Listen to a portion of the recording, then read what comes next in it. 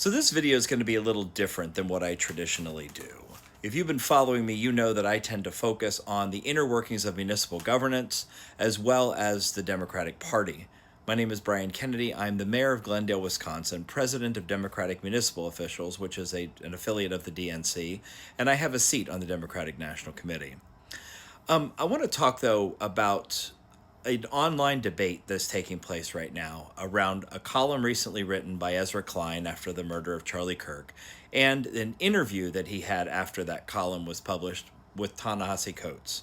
And it really was an interesting interview because usually Ezra controls his interviews and he asks the questions. And I think he's a very thoughtful interviewer, and I think he's a fantastic writer. I've been following his work for 20 years, and I've been a big fan.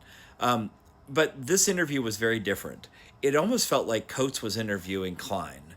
And Coates was calling out Klein on a number of things that just don't seem to ring true in our current political situation. Ezra Klein grew up in a well-educated, comfortable, upper-middle-class household. And so he tends to bring that perspective to how he approaches politics. And there's probably nobody who is more committed to maintaining the institutions and stability in government than somebody who is born out of that sense of privilege. It feels like stability and process are sacrosanct to him. And that's part of the problem. Because he's so invested in the stability of the system and keeping the processes pure, he can't see where the system is failing people. He continually defends a system that is falling apart around us in the hopes that by defending it, we might still be able to keep it in its present state. Donald Trump is destroying the government.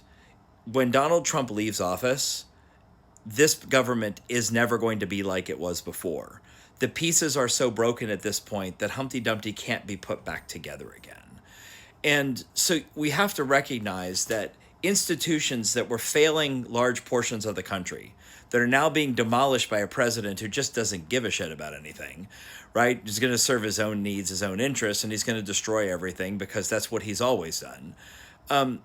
We need our folks in the media to approach what's happening in government right now, not with an understanding of how do we protect the institutions and maintain stability, but honestly with an open mind about how do we move forward in a way that will build an America and a government that serves the people.